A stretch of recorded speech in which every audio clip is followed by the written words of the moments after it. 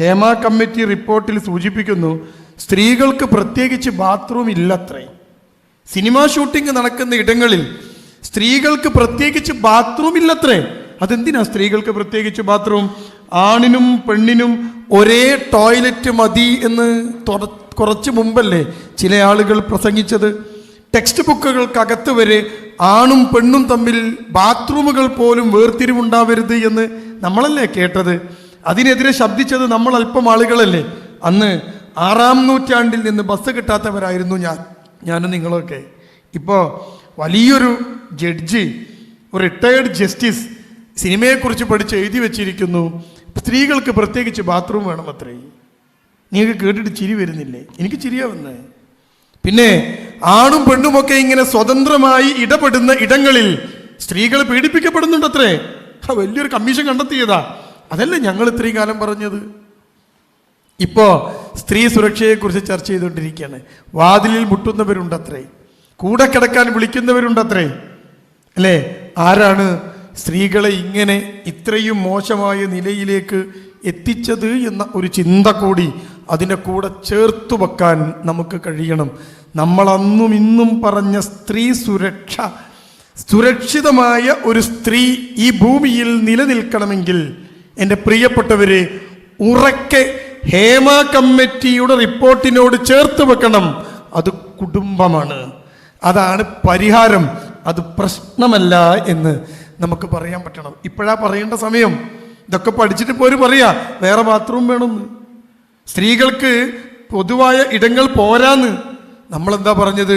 പെണ്ണിനെ പെണ്ണായി പരിഗണിക്കണം, പെണ്ണിൻ്റെ സ്വകാര്യതയെ കാത്തു സൂക്ഷിക്കണം.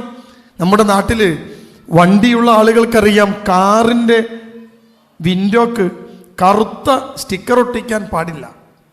നമ്മുടെ നാട്ടിൽ കറുത്ത സ്റ്റിക്കർ ഒട്ടിച്ച കാറ് പോലീസ് കൈകാട്ടും, പിടിക്കും, പിഴയിടും. ഗൾഫ് കൺട്രീസിലും ദുബായിലും സൗദിയിലുമൊക്കെ കറുത്ത സ്റ്റിക്കർ ഒട്ടിക്കുന്ന കാറുകൾക്ക് നിരോധനമുണ്ട്. ലോകത്താകമാനമുള്ള ഒരു നിരോധനങ്ങളിൽ പെട്ടതാണത്. കറുത്ത സ്റ്റിക്കർ കാറിൽ ഒട്ടിക്കാൻ പാടില്ല. കാറിലിരിക്കുന്നവരെ കാണണം, യാത്രക്കാരുടെ കാര്യങ്ങളൊക്കെ പുറത്തുള്ള ആൾക്കാർ കാണണം. അത് സ്ത്രീ സുരക്ഷയുടെ ഭാഗമായിട്ട് വന്നതുമാണ്. പക്ഷേ സൗദി അറേബ്യയിലും ദുബായിലുമൊക്കെ നിങ്ങൾക്ക് കറുത്ത സ്റ്റിക്കർ ഒട്ടിച്ച കാറ് കാണാം, ഇഷ്ടം പോലെ കാണാം. റോട്ടിലിങ്ങനെ പോകുന്നുണ്ടാവും, കറുത്ത സ്റ്റിക്കർ ഒട്ടിച്ചിട്ടുണ്ടാവും. അതെന്താ അങ്ങനെ? നിയമം ലംഘിച്ച കാറാണോ? അല്ല. സ്ത്രീകളുടെ പേരിലുള്ള കാറിൽ കറുത്ത സ്റ്റിക്കർ ഒട്ടിക്കാൻ ഗൾഫ് രാജ്യങ്ങളിൽ അനുമതിയുണ്ട്. അതാണ് ഇസ്ലാം. ഒരു പെണ്ണിൻ്റെ കാറാണ് എങ്കിൽ ആ പെണ്ണെല്ലാവരും കാണുക, യാത്ര ചെയ്യേണ്ട ആവശ്യമൊന്നുമില്ല. ആ പെണ്ണിൻ്റെ കാറിൻ്റെ ഗ്ലാസിൽ നിങ്ങൾക്ക് കറുത്ത സ്റ്റിക്കർ ഒട്ടിക്കാൻ ഗവൺമെൻറ് പെർമിഷൻ ഉണ്ട്. പുരുഷൻ്റെ പേരിലുള്ള കാറാണെങ്കിൽ പെർമിഷൻ ഇല്ല. ഇവിടെ എന്താ ചെയ്തത്? സ്ത്രീക്ക് ഒരു പ്രത്യേക പരിഗണന ഇസ്ലാം കൊടുത്തു. എന്തിന്? വലിയ റിപ്പോർട്ടൊന്നും വേണ്ട, അതാണ് സ്ത്രീ സുരക്ഷ. അതിന് ജഡ്ജ് പഠിക്കണ്ട, അതാണ് സ്ത്രീ സുരക്ഷ. അവൾക്ക് സ്വകാര്യതയോടെ ഇരിക്കാൻ ഒരു ഇടം. കുട്ടിക്ക് പാല് കൊടുക്കുന്ന അമ്മയാണ് പെണ്ണ്. നമ്മൾ വിളിച്ചു പറഞ്ഞത് അതായിരുന്നു. ആ കുട്ടിക്കൊന്ന് സ്വകാര്യമായി പാല് കൊടുക്കാൻ ഒരു ഇടം വേണ്ടേ അവൾക്ക്? ഒരു മറ വേണ്ടേ അവൾക്ക്? അപ്പോഴേക്ക് പറയും പെണ്ണിനെ മറക്കകത്ത് ഇരുത്തി എന്ന്.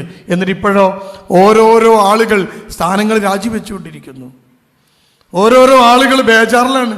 ആരൊക്കെയാ വെളിപ്പെടുത്തലുമായി മുന്നോട്ട് വരാമെന്നറിയാതെ എല്ലാവരും പുകമറയിൽ നിൽക്കുന്നു. കേരളത്തിലെ ഗവൺമെൻറ് പോലും പ്രശ്നം ഉണ്ടാക്കുന്നു. സ്വകാര്യത മാനിച്ചുകൊണ്ട് ആളുകളുടെ പേര് പറഞ്ഞില്ല. കുറ്റവാളികൾക്ക് ഇത്ര വലിയ സ്വകാര്യത ഉണ്ടെന്ന് നമ്മൾ മനസ്സിലാക്കിയത് ഇപ്പോഴാ. വേറെ ആർക്കും ഈ സ്വകാര്യത ഇല്ല. ഈ സംഭവം ഒരു മദ്രസയെക്കുറിച്ചാണ് പഠിച്ച് റിപ്പോർട്ട് സമർപ്പിച്ചതെങ്കിൽ നിങ്ങൾ ഓർക്കണം, ഇന്ന് എത്ര ആളുകളുടെ സ്വകാര്യത അവർ കാത്തു സൂക്ഷിക്കുമെന്ന്. ഇത് അവിടെയൊക്കെ പറ്റും. ഇതിനെക്കുറിച്ചൊക്കെ വലിയ ചിന്തകൾ എൻ്റെ ശബ്ദം കേൾക്കുന്ന യുവതലമുറയിലെ സ്ത്രീകൾ മനസ്സിലാക്കണം, പെൺകുട്ടി മനസ്സിലാക്കണം. വെള്ളക്കാരായിട്ടുള്ള ആളുകൾ സ്ത്രീകളെ അവർക്ക് ഉപയോഗിക്കാൻ വേണ്ടി ഉണ്ടാക്കിയ നിയമങ്ങളാണ് സ്വതന്ത്ര ചിന്ത. അതിൻ്റെ പേരാണ് ഫെമിനിസം. പെണ്ണിൻ്റെ മുഴുവൻ സൗന്ദര്യവും ശരീരവും ആണിന് കാഴ്ചവെക്കാൻ ഉണ്ടാക്കിയതാണ് ഫെമിനിസം എന്ന് ഇനിയെങ്കിലും എൻ്റെ പ്രിയപ്പെട്ട പുതിയ തലമുറയോട് ഉറക്കെ പറയാൻ നമുക്ക് കഴിയണം.